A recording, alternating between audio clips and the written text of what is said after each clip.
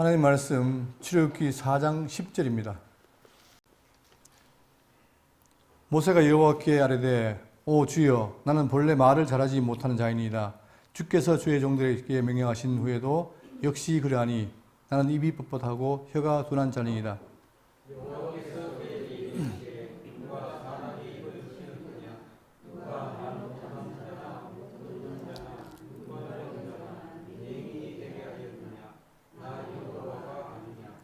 이제 가라 내가 내 입과 함께 있어서 할 말을 가르치리라.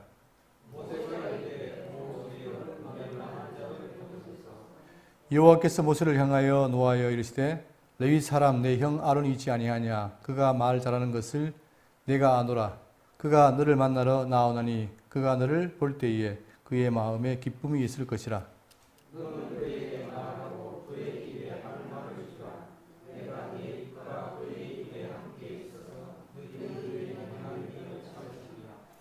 그가 너를 대신하여 백성에게 말할 것이니 그는 내 입을 대신할 것이요 너는 그에게 하나님과 같이 되리라.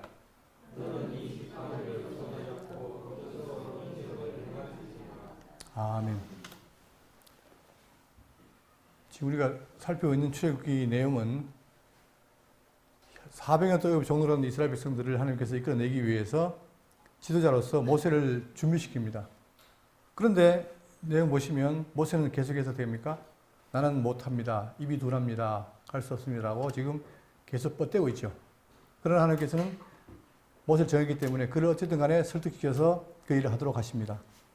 그중에 지난 시간에는 세 가지 항변을 했고 오늘 이제 두 번째로 여전히 모세와 하나님의 변론이 나타나는데 모세는 여전히 하나님의 말씀을 피하려고 하죠. 본문 보시겠습니다. 10절입니다. 모세가 여호와께 아뢰되 오 주여 나는 본래 말을 잘하지 못하는 자니이다. 주께서 주의 종에게 명령하신 후에도 역시 그러하니 나는 입이 뻣뻣하고 혀가 둔한 자니이다. 어쨌든 간에 이걸 피하기 위해서 모세는 계속 자기를 이제 숨기는데 하는 말이 뭐냐면 말을 못합니다. 그러니까 지금 그들을 가서 이스라엘 백성들을 설득하고 이끌어내야 되는데 또 바로에 가가지고 해야 되는데 내가 말을 못합니다. 그 말은 뭡니까? 안 가겠습니다 이거죠. 자, 그렇게 말하지만 실제로 보면은 사도행전에 말하기를 7장 22절에 모세가 애굽 사람의 모든 지혜를 배워 그의 말과 하는 일들이 능하더라. 그러니까 모세 일정을 보면은 40세까지는 왕궁에 살면서 모든 걸 배웠습니다. 지혜를 배우고 그 다음에 하는 일이 능했어요. 그런데 그 이후에 그가 살인 때문에 도망을 가서 미디안 강에 40년 살면서 완전히 광야 생활을 하면서 어떻게 보면 자기 모든 자신이 다 떨어지는 거죠. 그러니까 지금 이 하나님께서는 모세를 한참 때 쓰는 게 아니라 그가 힘이 빠지고 전혀 자기 자신이 없을 때 그때 들어 쓰십니다. 그러다 보니까 모세는 이렇게 교를 받아도 내가 말 못합니다 라고 자기를 빼는 거예요. 그러니까 내가 이 상태에서 어떻게 바로를 설득하고 빼내겠습니까? 이런 말이죠. 그러나 성경 말하기를 하나님 나라를 말에 있지 않고 능력이 있다. 하나님께서 그를 능력으로 인도해서 불러낸다는 겁니다. 이게 중요한 거죠. 자, 그러면서 11절입니다. 여호와께서 그에게 이르시되 누가 사람의 입을 지었느냐? 누가 말 못하는 자나 못 듣는 자나 눈 밝은 자나 맹인이 되게 하였느냐? 나 여호와가 아니냐? 모든 사람들 종류가 있지만 그 모든 걸 내가 했다는 거예요. 우리가 오전에 배웠지만 누가 이걸 하겠느냐? 주에는 없다 했잖아요. 그죠? 그것처럼 지금 성경은 뭘 말하냐? 하나님께서 모든 만물의 주인으로서 창조주로서 모든 게 주님 뜻 안에 있다는 거예요. 그렇기 때문에 내가 하겠다 그 말이죠. 그래서 우리가 이걸 보시면 로마서 9장 20절에 이 사람아 네가 누구에게 감히 하나님을 이렇게 반문하느냐. 지음을 받은 물건이 지은 자에게 어찌 나를 이같이 만들었느냐 말하겠느냐. 그렇죠? 입장이 다르다는 거죠. 나는 지은이고 너는 지음 받은 자다. 그런데도 지음 받은 자가 지은에게 말하겠느냐. 토기장이가 지은 한 덩어리로 하나는 귀히 쓸 그릇을 하나는 천이 쓸 그릇을 만들 권한이 없느냐. 모든 게 다 내가 한 것이다 이 말이에요. 그죠? 그러니까 지금 네가 말 못하는 것도 내가 만든 것이니까 걱정하지 마라. 왜? 만든 내가 너를 인도해서 이끌어내겠다. 그 말이죠. 그러니까 처음에 첫 번째 뺐잖아요. 그죠? 내가 입이 못하고 뻣뻣합니다. 이게 네 번째 반론인 거예요. 자, 그러니까 여호와께서 말씀하신 거예요. 이제 가라. 12절에 내가 내 입과 함께 있어서 할 말을 가르치리라. 네가 말 못하면 됐다. 그러나 내가 가르치겠다. 이 말이에요. 그러니까 걱정하지 말라는 얘기죠. 이렇게 말해서 다시 또 말해도 13절 모세가 이르되 주여 보낼 자를 보낼 만한 자를 보냈어. 또 나는 안 됩니다. 이 말이에요. 그러니까 겸손도는 정도지. 너무 이렇게 하니까, 자, 이게 하나님 보시기 안 좋죠? 그러니까 결국은 여기에 대해서 어떻게 합니까? 다음 절에 보면 노한다 그래요. 하나님이 너무나 그러니까 노했다 했는데, 우리가 정리해 보면은, 여러분, 지금 하나님과 모세 사이에 이제 변론이 왔다 갔다 하는데, 첫 번째 뭐라 했습니까? 네가 이제 인도에 내라 하니까, 내가 누구이기에 바로에게 이스라엘에서 인도에 내겠습니까? 그렇게 첫 번째 항변을 해요. 그때도 뭐라 했습니까? 내가 너와 함께 있으리라. 그리고 네가 함께 한다는 사실을 나중에 이 산에서 섬기게 될 걸 통해 알 것이다. 그렇게 말하죠. 두 번째는 뭡니까? 자, 이스라엘 백성들이 너희 조상이 하나님이 보냈다 하면 그 이름이 뭐냐 물을 겁니다. 그런데 뭐라 할까요? 하니까 뭐라 했습니까? 나는 스스로 있는 자다. 그죠? 그리고 아브라함과 이삭과 야곱의 조상이 하나님이다. 여호와라. 그렇게 하겠죠? 이래도 안 가요. 세 번째. 자, 그들이 믿지 아니하면 내 말을 듣지 않고, 자, 또 하나님이 안 나타났다. 그렇게 말하면 어떻게 합니까? 그러니까 그때 어떻게 합니까? 모세에게, 자, 지팡이를 들어라. 그리고 지팡이를 던지면 뱀이 되고, 다시 하면 지팡이 되죠. 그런 기적. 또 두 번째는 손을 품에 넣어라. 넣으니까 문둥병이 됐어요. 빼내니까 회복이 됐어요. 그러니까 할 수 없는 일을 하게 하는 거죠. 기적을. 그걸 보고 힘내게 했는데, 또 세 번째는, 자, 물을 좀 가져다가 땅에 부어라. 부으니까 어떻게 됩니까?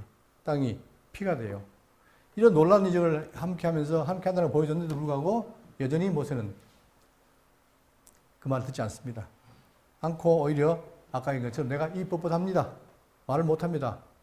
네 할 말 주겠다. 그래도 안 듣고, 자, 오히려 주여 보낼 만한 자를 보냈으라고 하니까 하나님께서 열을 받는 거예요.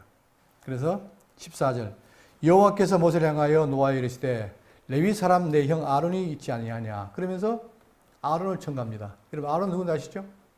누구 형입니까?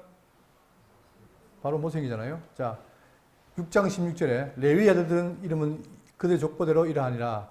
게르손과 고핫과 므라리니. 자, 지금 현재 모세가 레위 자손이라는 거예요. 그 중에서 자, 게르손, 고핫, 므라리가 있는데 그 중에서도 바로 고핫 자손의 아므람이 있습니다. 이 아므람의 아들이라는 거죠. 자, 그래서 아므람은 그들의 아버지의 누이 여게벳을 아내로 맞이하였고 그는 아론과 모세를 낳았으며, 그러니까 결국은 이 아론을 맞아 자기 형이라는 거예요. 그러니까 네가 말 못하면 형이 있다. 형이 있어서 그와 함께 하면 내가 그에게 말을 주고 네가 말을 주고 형이 말할 것이다. 걱정하지 마라. 어쨌든 간에 하나님 뭐예요? 노예서 그에게 하도록 하겠습니다. 자, 그러면서 하는 말이 형 아론이 있지 아니하냐. 그가 말 잘하는 것을 내가 아노라. 니는 말 못해도 형이 말 잘하지 않느냐. 내가 안다. 그러면서 그가 너를 만나러 나오나니 그가 너를 볼 때에 그의 마음에 기쁨이 있을 것이라. 아론이 너를 기쁨을 맞이할 것이다. 물론 아론이 그동안 어떻게 합니까? 모세가 광야에 가는 동안 40년 동안 떨어져 있죠. 그러다 보니까 동생이 오는 거 보고 반가워할 것이다. 이렇게 말하는 거예요. 자, 6절입니다. 15절입니다. 너는 그에게 말하고 그의 입에 할 말을 주라. 내가 내 입과 그의 입에 함께 있어서 너희들이 행할 일을 가르치리라.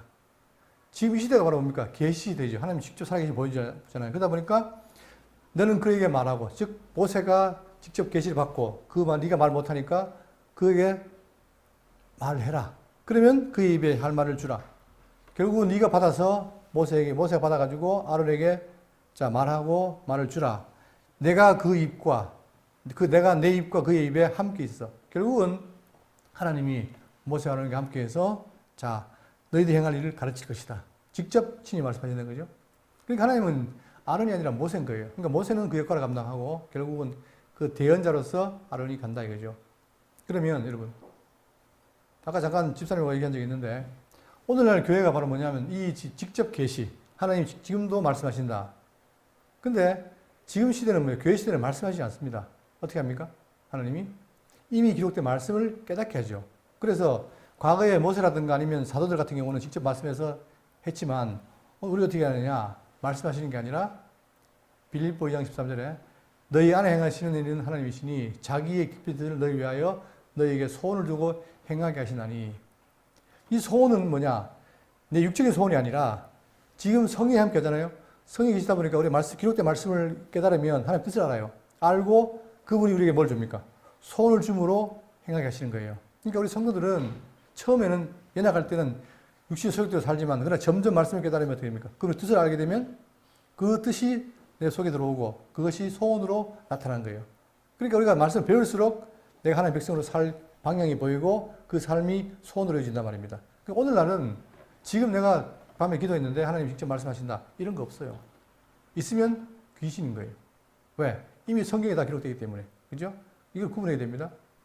또 요한일서 2장 6절에 그의 안에 산다고 하는 자는 그가 행하시는 대로 자기도 행할지니라.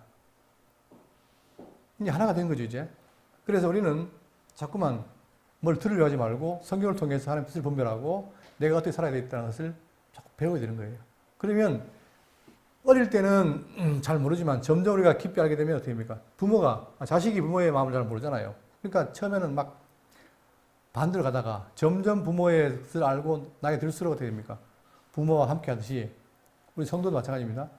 하나님의 말씀을 듣고 배운다는 것이 그만큼 중요한 것이고 우리에게는 소원을 두고 행하신다.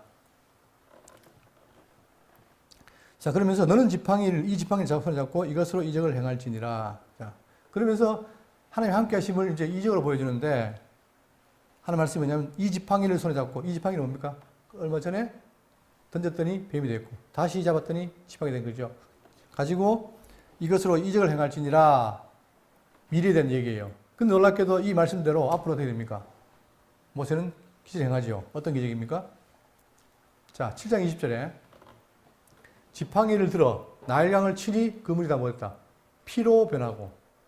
그러니까 지금 재앙을 하면서 바로에게 재앙을 벌일 때 그때 바로 이 지팡이로 모세가 이적을 행하는 거예요. 그 다음에 14장 16절에 지팡이를 들고 손을 바다 위로 내밀어 그것들이 갈라지게 하라. 이스라엘 자손이 다 바다 가운데 마른 땅으로 행하니라. 이게 뭡니까? 홍해를 가르는 거죠. 그것도 지팡이로 한 거예요. 이것은 뭡니까? 지팡이에 힘이 있는 게 아니라 하나님이 모세에게 그 힘을 주니까 그 지팡이를 통해서 하는 거죠. 근데 사람들은 어디에 관심이 있느냐? 이 지팡이가 뭐냐? 뭘로 만들었느냐? 영어마다 여기 관심이 있어요. 그러나 성경은 그게 아니라 하나님 함께 하시니까 이 지팡이로 이런 게 된다 이 말이에요. 바다 위로 손을 내밀매 여호와께서 큰 동풍이 밤새도록 바닷물을 물러가게 했다. 물이 갈라져 바다가 마른 땅이 된지라. 또 민수기 20장 11절에 모세가 그의 손을 들어 그의 지팡이로 반석을 2번 치니 어떻게 됐습니까? 그들이 무럽다가 막 불평불만했는데 치니까 어떻게 됩니까? 물이 많이 솟아나므로 회중과 그들의 짐승이 마시니라. 어저께 제가 뉴스를 보니까 여러분 두바이가 어디 있습니까? 아랍이잖아요. 거기는 원래 비가 와야 안 와요. 거의 안 와요. 그런데 요즘은 기상이 이변해 가지고 하루 동안 100mm가 부으니까 완전히 그 두바이가 잠겨버렸어요. 참 이게 기상 이변인데, 자 그런데 지금 이 사막에 물이 없는데 모세가 지팡이 되니까 물이 나와서 회중이 다 마셨다. 회중이 얼마예요? 장정만 60만. 엄청난 인원수가 다 물을 먹었다는 정도로. 그러니까 이것이 다 뭐냐? 모세에게 하나님께서 지팡이에게 그런 기적을 주므로 사람들이 모세를 따르게 되는 그런 일이 벌어지는 거죠. 이것도 하나님의 말씀대로 되었다. 중요한 것은 하나님이 모세와 함께함으로 이런 일이 벌어진 겁니다. 18절입니다. 자, 모세가 그의 장인 이드로에게로 돌아가서 그에게 이르되 내가 애굽에 있는 내 형제들에게로 돌아가서 그들이 아직 살아있는지 알아보려고 하오니 나로 가게 하소서. 이드로가 모세에게 평안히 가라 하니라. 그동안 그가 살인 때문에 피신해 있다가 미디안 광야에서 이드로를 만나가지고 잘 지냈지요. 얼마간? 40년간. 이제 자기에게는 소명이 있으니까 내가 가겠습니다. 뭐하러 가요? 내 형제 돌아가서 그들이 아직 살아있는지 알아보려 하오니 내가 가게 하소서. 이드로가 대답하되 평안히 가라 하니라. 여호와께서 미디안에서 모세에게 이르시되 애굽으로 돌아가라. 네 목숨을 누리던 자가 다 죽었느니라. 여러분 누가 찾았습니까? 목숨을. 예? 자, 지난번에 했던 것처럼 지금 현재 이 애국은 누구냐? 바로가 다스리는데 이 바로가 모세가 왕자였지만 누굴 죽였어요? 애국 사람을 죽이는 거 알죠? 그렇기 때문에 그를 어차피 정적인데 잡아 죽이려고 해놨단 말입니다. 자, 거기서 여기 보시면 그 사건이 있고 그 다음에 여기 보시면 제가 또 말씀드리지만 다 바로예요. 투트모스 1세, 2세, 3세도 바로고 아메노텝 2세도 바로예요. 근데 요 3세가 지금 모세하고 경쟁자입니다. 서로 왕권을 놓고 경쟁했고 라이벌인 거예요. 그런데 이 투트모스 3세가 모세가 살인한 걸 알고 잡아 죽여야겠단 말입니다. 그래서 모세는 그걸 피해서 광야 갔죠. 근데 그 사이에 누가? 이 사람새가 죽은 거예요. 정직이 사라진 거죠. 그러니까 지금 하나님께서는 죽었으니까 가라 이 말이에요. 현재 누구다? 바로는 아멘호텝 2세가 왕이다 이 말이에요. 물론 이 사람도 모세를 그렇게 좋아하지 않죠. 결국은 결국 모세는 이 아멘호텝 2세에게 10가지 재앙을 통해서 그를 이기고 나가게 되잖아요. 바로 그 바로인 거예요. 자, 죽은 일을 하고 이제 가게 합니다. 그리고는 20절. 모세가 그의 아내와 아들들을 나귀에 태우고 애굽으로 돌아가는데 모세가 하나님의 지팡이를 손에 잡았더라. 말씀대로 지팡이 잡은 거예요. 그리고는 태우고 아내와 아들 같이 간 거예요. 그러니까 십보라와 두 아들들 같이 이제 가게 됩니다. 그런데 어떤 일이 벌어지냐면 21절에 여호와께서 모세에게 이르시되 네가 애굽으로 돌아가거든 내가 내 손에 준 이적을 바로 앞에서 다 행하라. 그러나 내가 그의 마음을 완악하게 한즉 그가 내 백성을 보내주지 아니하리니. 자, 여기 보시면 지금 보세요. 이적을 행하는데 누가 준 이적이에요? 누가? 내가 내 손에 준 이적을 행하라. 그러니까 모세는 자기 힘으로 하는 게 아니라 하나님이 준 이적인데 그걸 그냥 행하는 것 뿐이에요. 그죠? 그리고 지금 우리가 살폈던 것처럼 다 하기는 그렇지만 앞으로 나오는데 먼저 지난번에 여기 보세요. 애굽 중 여러 가지 이적으로 보여주는데 아까 얘기했던 것처럼 지팡이를 뱀되게 한 것, 그 다음에 손에 품을 넣으니까 운두병이 든 것, 그리고 나일강을 파니까 나일강에 피가 된 것, 이런 것이 이적이잖아요. 그러니까 우리는 지금 사람들이 착각하는 게 뭐냐면 자꾸만 뭔가가 그 사람의 능력이 있어서 자기 힘으로 하는 것 같지만 그러나 성경은 뭐예요? 모든 이적. 자, 요한이 사람을 일으킨 것도 뭡니까? 그것도 하나님이 준 이적이란 말입니다. 모든 게. 그죠? 그걸 통해서 하나님 뭐냐? 구약에서는 여호와를 드러내고 신약에서는 예수 그리스도를 드러내는 증거가 되죠. 그러니까 표적은 다 의미가 있는 겁니다. 자, 그러니까 그렇게 해라. 했는데, 다 행하라. 그러나, 문제는 뭐냐? 이렇게 행했으나, 내가 그의 마음을 완악하게 한즉, 그의 마음이 누구죠? 바로의 마음이죠. 바로의 마음을 완악하게 한즉, 그가 내 백성을 보내주지 아니하리니. 하나님 다 하세요. 네가 기적을 행해라. 근데 그게 놀라우니까 위축받지만, 그러나 바로는 내가 그의 마음을 완악하게 한즉 했어요. 자, 여기 보면 출애굽기에 많이 나옵니다. 계속해서. 뭐라고 나오냐면 4장 21절에 내가 그의 마음을 완악하게 한즉, 7장 3절에 내가 바로의 마음을 완악하게 하고, 9장 12절에 여호와께서 바로의 마음을 완악하게 했으므로, 10장 1절에 내가 그의 마음과 그의 신하들의 마음을 완강하게 함은. 제가 지난번 로마서 때 말씀드렸습니다. 여러분, 이게 지금 오해를 안 해야 돼요. 하나님이 어떻게 했다고요? 바로를 완악하게 했다. 옛날 버전으로 말하면 강팍해 했다, 아닙니까? 근데 이 강팍했다는 이 말이, 저도 그렇고 말씀 중에서는 과거에 잘못 얘기했어요. 어떻게 했어요? 하나님이 사람을 강팍하게 하는구나. 직접적으로. 이러다 보니까 뭐가 되겠습니까? 하나님이 인간의 죄도 짓게 한다. 그 하나님 절대 주권자라서 우리의 모든 걸 다 지휘하신다. 그러니까 죄도 짓게 하고 선행도 하게 한다. 그래서 성도가 어떻게 돼요? 다 하게 하시니까 언젠가는 하나님이 나를 선한 도구로 삼아서 하게 하시겠지라고 했단 말입니다. 근데 그게 실제로 제 고백은 뭐냐? 안 되더라는 거예요. 왜 안 됐을까 고민해 보니까 이걸 잘못 이해하고 있는 거예요. 자, 뭐냐면은 하나님은 뭐예요? 우리 완악하게 합니까? 안 합니까? 안 한다는 거예요. 자, 여기 보세요. 성경이 오해하기 쉬운 게 바로 뭐냐면 첫 번째 제가 보세요. 로마서 8장 3절에 율법이 육신으로 말미암아 연약하게 할 수 없는 그것을 하나님은 하시나니, 이게 지금 오해되는 겁니다. 자, 하나님이 그 죄로 말미암아 자기 아들을 죄 있는 육신의 모양으로 보내요. 한때 이것 때문에 이게 큰 문제가 됐어요. 이게 다른 교단에서 우리 말씀 운동을 이단으로 지목해 바로 이 문제예요. 여러분 이거 보세요. 자기 아들이 어떻게 왔습니까? 뭘로 왔어요? 죄 있는 육신의 모양. 그러니까 지금 예수님이 죄가 있습니까? 없습니까? 없죠. 그런데 우리는 어떻게 했냐? 죄인으로 왔다고 했어요. 그래서 이것이 고신하고 통합 측에서 우리를 이단 시비를 건 거예요. 지금도 이단 그 계보에 있습니다. 총회에서 결정이 있습니다.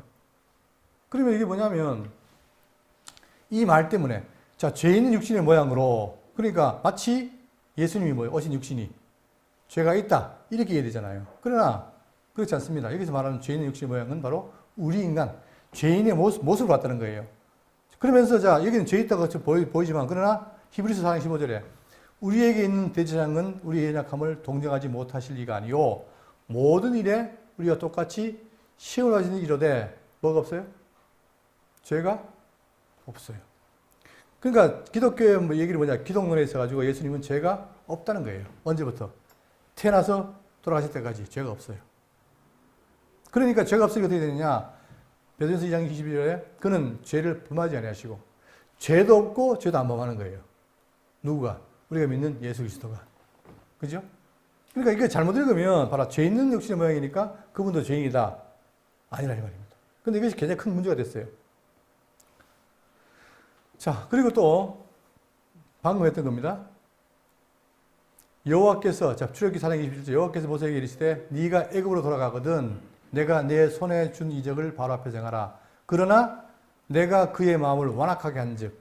그러니까 멀쩡한 바로에게 어떻게 됩니까? 하나님께서 마음을 비꼬아가지고 네 나쁜 짓 해. 이렇게 한 것처럼 보이잖아요.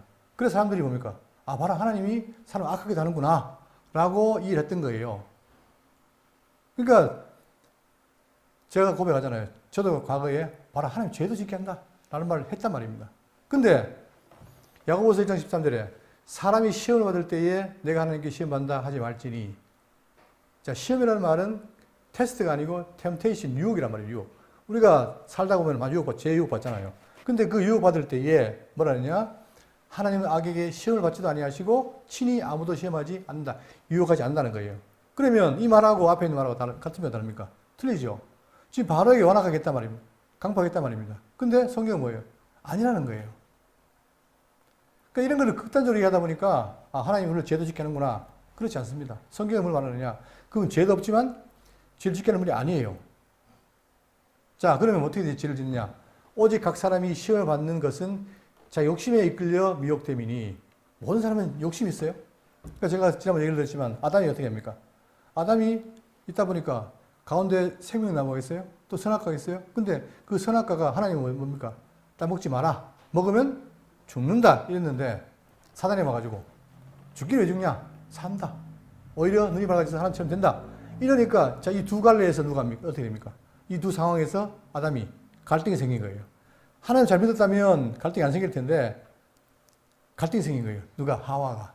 그러니까 하나님 말씀 보다가는 누구의 말이? 사단의 말이 딱 자기가 듣기 좋은 거 아닙니까? 그러니까 속에 뭐가 생겨요? 욕심이 생긴 거예요. 욕심. 욕심이 생기니까 따먹은 거예요. 사람이 자, 죄를 짓는다, 선한 일을 한다. 중요한 게 뭐냐? 행위 보다가 속에는 뭐가 있습니까? 마음이죠. 그 마음이 욕심이 생기니까 따먹어버린 거예요. 그래서 하는 말이 뭐냐? 자, 각 사람이 시험 받는 것은 자기 욕심에 끌려 미혹됨이니 욕심이 잉태한 즉 뭘 낳고? 죄를 낳고 죄가 장성한 즉 사망을 낳느니라. 그러면 이 보세요. 욕심이 따먹겠습니까? 하나님이 따먹겠습니까? 욕심이 따먹겠죠. 이게 문제, 이게 중요한 거예요.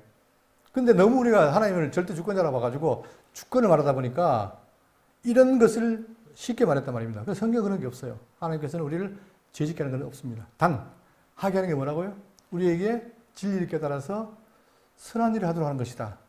그렇기 때문에 우리가 지금 선한 일을 하기 위해서 뭐냐? 하나님께서 우리에게 말씀을 통해서 깨닫게 해서 뜻을 알게 해서 살게 하는 게 성도의 삶이에요. 그러면 이 삶은 누가 하느냐? 내가 하는 거예요. 내가. 어떻게? 하나님의 말씀을 듣고 깨달아서 감동해서 하는 거예요. 여러분, 기독교가 뭡니까? 십자가 전개 아닙니까? 십자가라는 말은 뭐예요? 하나님께서 우리를 사랑해서 어떻게 했다? 십자가 죽기까지 우리를 사랑했다는 거 아닙니까? 그러면 그것은 우리에 대한 사랑에 대한 표현이라는 거예요.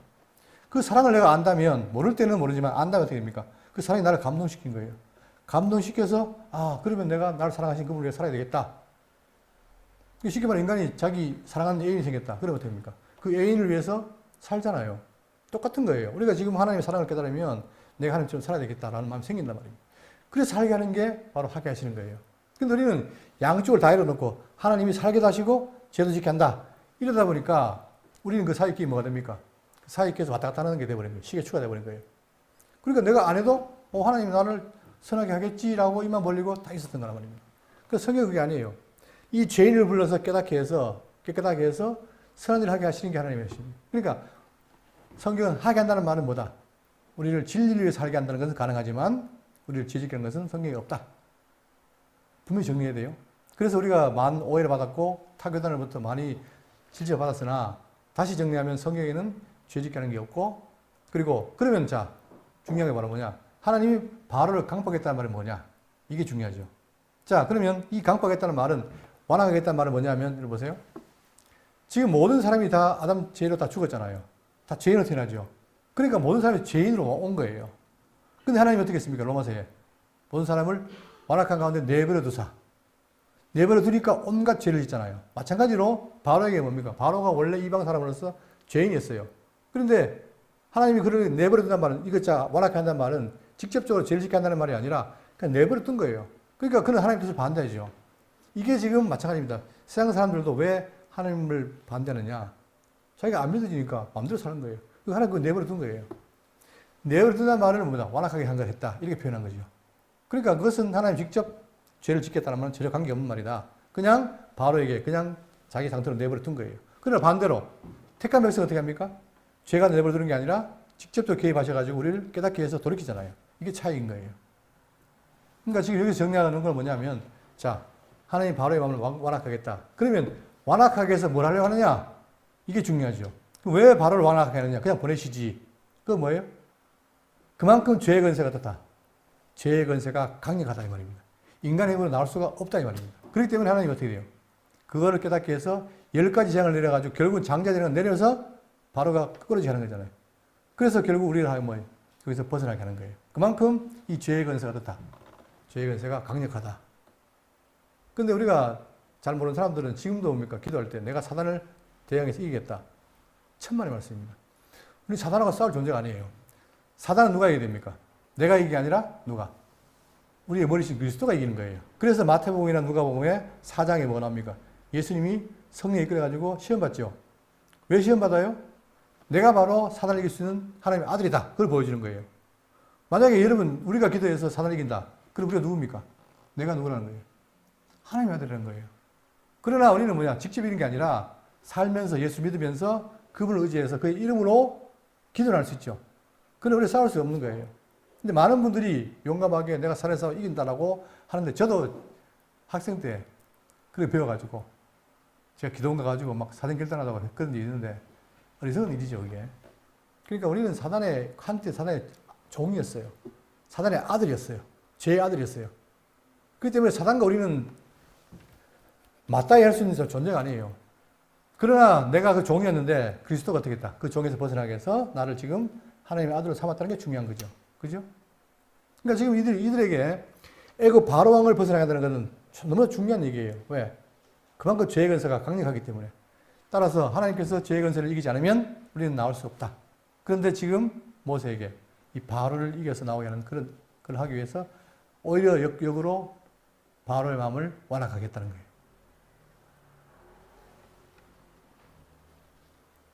자, 이게 나오잖아요. 다시 봅니다. 21절에 여호와께서 모세에게 이르시되 네가 애굽으로 돌아가거든 내가 내 손에 준 이적을 바로의 앞에서 행하라. 그러나 보세요. 네가 행하면 보낼 거다 아니고 그러나 내가 그의 마음을 완악하게 한즉 그가 내 백성을 보내주지 아니하리니 봐라. 그 완악하니까 안 보낸다. 그러나 결국은 그도 보내게 되는데 내가 그렇게 하겠다는 거예요. 하나님이. 그러니까 우리가 지금 예수 믿고 죄에서 벗어났다. 이거 놀라운 일입니다. 예? 사단이 만만한 존재가 아니에요. 공중권세 지배자예요. 근데 그가 우리를 놓습니다. 누구 때문에? 하나님 때문에. 그러면서 너는 바로에게 이르기를 여호와의 말씀에 이스라엘은 내 아들 내 장자라. 자, 그렇기 때문에 내 아들 장자라 말은 이만큼 귀한 존재다. 그렇기 때문에 그렇게 한다 이 말씀이죠. 그러면서 자, 내가 내게 이르기를 네 아들을 보내주어 나를 섬기게 하라 하여도 내가 보내주기를 거절하니 내가 내 아들 장자를 죽이리라 하셨다 하라 하시니라. 결국은 바로는 끝까지 안 보냅니다. 왜? 왜 안 보내겠어요? 바로 입장에서는 이 이스라엘 백성들이 굉장히 중요한 뭡니까? 자기의 부를 쌓는 자원이란 말입니다. 노역을 시켜서 많은 일을 얻었기 때문에 보내기 싫은 거예요. 그러나 자 하나님이 뭐라 하냐면 나를 성계에 보내라. 안 보내면 내가 어떻게 된다. 네 장자를 죽이겠다 이거예요. 놀랍게도 그 사건이 출애굽기 12장 29절에 나옵니다. 밤중에 여호와께서 애굽 땅에서 처음 난 것 곧 왕위에 앉은 바로의 장자로부터 옥에 갇힌 사람의 장자까지 와 가축에 처음 난 것을 다 마치심에. 그러니까 애굽의 모든 장자 다 치는 거예요. 그러나 이스라엘 백성들은 어떻게 합니까? 그들에게는 유월절장을 준비하고 또 피를 문수제 발음으로 모든 그 저주가 피해야죠. 그렇죠? 마찬가지로 바로 예수 그리스도 우리의 유월절장이 되셔가지고 우리 죄를 다 사하는 거나 마찬가지입니다. 자, 다치심에 그 밤에 바로와 그 모든 신하와 모든 애굽 사람이 일어나고 애굽에 큰 부르짖음이 있었으니 이는 그 나라에 죽임을 당하지 않은 집이 하나도 없음이었더라. 다 망했단 말이에요. 장자 다 죽었어요. 이게 하나님의 저주인 거예요. 그러나 그 가운데도 택한 백성은 기업 보호한다. 바로 그거죠. 다 죽어야 되잖아. 그러나 택한 백성은 바로 하나님의 피난처를 주셨고 바로 노아 때는 방주 그리고 교회 이런 걸 준비해 주셨단 말입니다. 자, 이 일이 난 다음에 24절입니다. 모세가 길을 가다가 숙소에 있을 때에 여호와께서 그를 만나서 그를 죽이려 하신지라. 이제 이런 게 어려운 거예요. 갑자기 가다가 됩니까? 지금 누가 갔죠? 모세와 아내와 두 아들이 가고 있는데 갑자기 어떻게 됩니까? 길을 가다가 숙소에 있을 때에 여호와께서 그를 만나서 그를 죽이려 하신지라. 누구를요? 모세를 죽이려고 그래요. 이렇기 때문에 이런 게 이제 학자들이 뭡니까? 난제가 되는 거죠. 왜 죽였을까? 도대체 누구를 죽인단 말인가? 하면서부터 이제 혼란이 오는데, 그러나 우리는 여기서 뭘 볼 수 있냐면은, 보세요.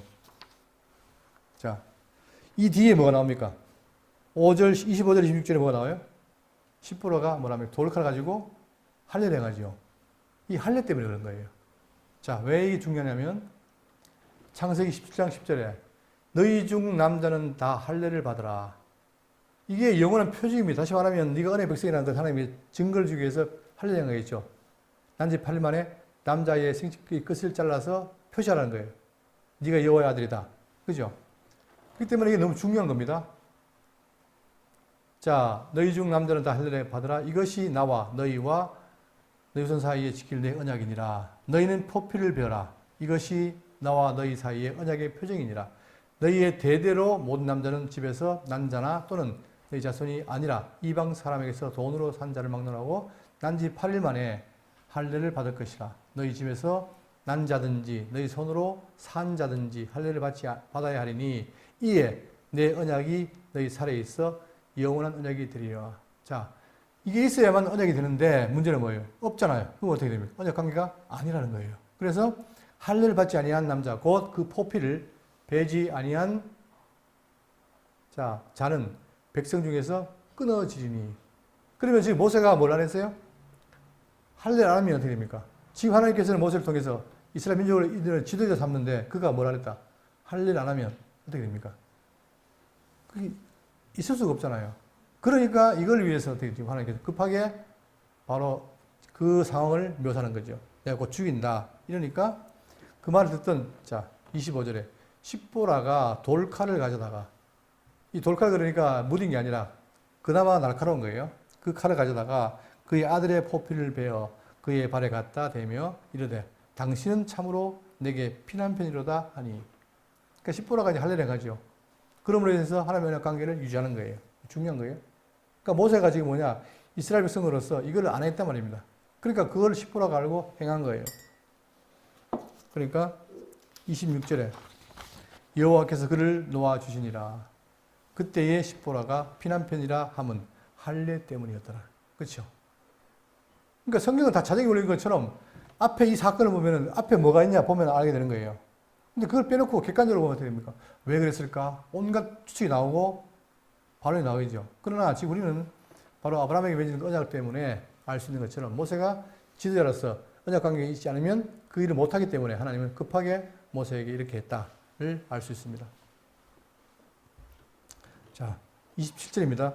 여호와께서 아론에게 이르시되 광야에 가서 모세를 맞으라 하심에 그가 가서 하나님의 산에서 모세를 만나 그에게 맞추니 드디어 아론과 모세가 만나게 됩니다. 어디에서? 자, 광야로 가서 다시 말씀드립니다. 보세요. 지금 현재 있는 요 시나이 반도에 있는 산, 이게 아니에요. 이 산이 아니고 바로 아라비아에 있는, 즉 미디안 광야에 있는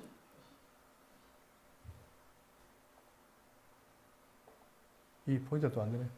여기 있는, 그러니까 여기 있는 시나이 반도에 있는 요 산이 아니라 여기에 시내산이 호렙산이죠. 이게 아니라 바로 여기 있는 알-라오즈 산. 여기에 바로 사우디아라비아, 즉 미디안 광야에 있는 산이에요. 여기서 누구를 만납니까? 하나님이 아론과 모세를 만나게 하는 거죠. 왜? 아론이 바로 형의 입을 대신해서 동역하기 위해서. 그죠? 이제 앞으로 제가 이제 또 뒤에 보면은 광야 생활할 때 나오겠지만 여기에 지금 근데 제가 들은 바에 의하면 여기 광야는 다 바위산이라서 60만이 서 있을 곳이 없다는 거예요.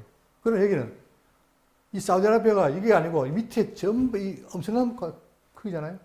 여기는 이 광야가 직접 사람들이 학자들이 가보니까 넓은 광야가 있어요. 모여서.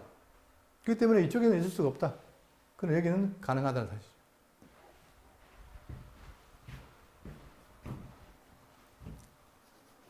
입맞춤이 28절입니다. 모세가 여호와께서 자기의 분부하여 보내신 모든 말씀과 여호와께서 자기에게 명령하신 모든 이적을 아론에게 알리니라. 결국은 아론이 함께이기 때문에 그에게 다 알린 거죠. 모세와 아론이 가서 이스라엘 자손의 모든 장로를 모으고, 자, 이스라엘 백성들은 뭡니까? 큰일 있으면 모으죠, 사람을. 예를 들면 민수기 21장 16절에 거기서 브엘에 이르니 브엘은 여호와께서 모세에게 명하시기를 백성을 모으라, 내가 그들에게 물을 주리라 하시던 우물이라. 그러니까 급한 일이나 어려움이 있을 때는 하나님이 모으게 합니다. 그것처럼 지금 어떻게 해요? 모세가 가서, 왜요? 그들에게 광야를 출애굽기를 해서 나오는 것은 중요한 일이잖아요. 그죠? 그러니까 다 모으라는 거예요. 그리고 여호수아 24장 1절에 여호수아가 이스라엘 모든 지파를 세겜에 모으고 이스라엘 장로들과 그들의 수령들과 재판장들과 관리들을 부르며 그들이 하나님 앞에 나와 선지라. 그러니까 그들의 총리는 참 중요합니다. 이들이 모여서 하는 것은. 그리고 이제 30절 아론이 여호와께서 모세에게 이르신 모든 말씀을 전하고 그 백성 앞에서 이적을 행하니, 드디어 이제 자의반 타의반으로 모세가 뭡니까? 이 지도자 역할을 수행한 거예요. 그리고는 아론이 대신해서 말하니까, 자, 이제 백성들이 그를 따르고 나가게 되겠죠. 31절 백성이 믿으며, 자, 백성이 믿으며 여호와께서 이스라엘 자손을 찾으시고 그들의 고난을 살피담을 듣고 머리 숙여 경배했더라. 드디어 하나님께서 그들을 출애굽시킬 때가 어떻게 됩니까? 된 거죠. 그리고 모세가 결국은 하나님께 승복하고 그 일을 하게 되는데 단독으로 하는 게 아니라 누가? 형과 함께해서 이스라엘 백성들을 이끌어가게 됩니다. 이제 다음부터 본격적으로 가게 되죠. 근데 여러분 이것이 이 출애굽은 굉장히 중요합니다. 왜? 출애굽은 오늘날 우리에게 뭡니까? 신약 백성들이 뭐 하는 거예요? 죄의 권세를 이기는 거예요. 그죠? 그러니까 바로는 곧 다른 말 하면 사단에 대한 상징입니다. 근데 이 바로가 완강하잖아요. 왜? 완악하니까 절대 안 내버립니다. 그런데 하나님이 어떻게 돼요? 그들을 굴복시키기 위해서 재앙을 내리잖아요. 장자의 재앙을. 그래서 그 재앙을 통해서 바로는 놓게 되는 거죠. 그러니까 여러분 제가 이 말씀 드리는 이유는 뭐냐면 여러분과 제가 죄산 받았다. 우리가 쉽게 생각하는 게 뭐냐? 아, 예수님이 내 죄를 사했다. 그러니까 말을 쉬우니까 이제 뭐 별거 아니네 할 수 있지만, 그러나 그분이 우리의 죄를 사하기 위해서 어떻게 합니까? 자기를 십자가에 죽이는까지 하는 놀라운 일을 하신 거예요.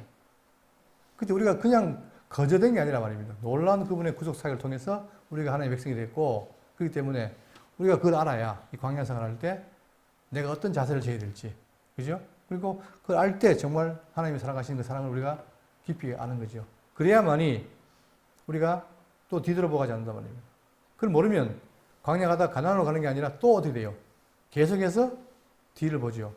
우리가 배우겠지만 실제로 여러분 우리는 모세 그 홍해 가르는 거 보고 대단한 치의 표적이다. 그러면 제가 이상한 게 뭐냐면은, 아니 그렇게 종로를 하는데 그들을 홍해를 건너겠어요. 그것도 홍해를 갈라서. 그러면 야, 이렇게 놀라운 일을 일으켰으면 정말 감사하고 앞으로는 주를 위해 살아야 되는데 보니까 그 잠깐이에요. 광야 나가니까 고기 없다. 물 없다. 다 뭐합니까? 불평불만이에요. 똑같은 거예요. 고린도전서도 보면 왜 그들이 분열하느냐? 딴 거 없어요. 그 진리를 잘 모르니까. 사람은 보이는 거예요. 이게 우리가 놀라운 원리를 배워야 되는데 우리가 깨닫고 믿고 하는 이 구속 진리는 엄청난 겁니다, 여러분. 그걸 알면 우리가 광야 생활할 때 어떤 태도를 취할지 아는 거죠. 그죠? 그래서 여러분과 제가 이 말씀을 살피면서 하나님이 우리를 인도하는 것이 정말 놀랍구나. 그리고 우리를 불러서 그냥 대충 하시는 것이 아니라 정말 하나님의 백성으로 살아가게 하시는구나. 이걸 깨닫는다면 우리가 정말 말씀 듣고 배운 일을 길러야지 안 되겠고 그걸 통해서 여러분과 제가 더욱더 성장하는 그 귀한 계기가 되기를 바라겠습니다.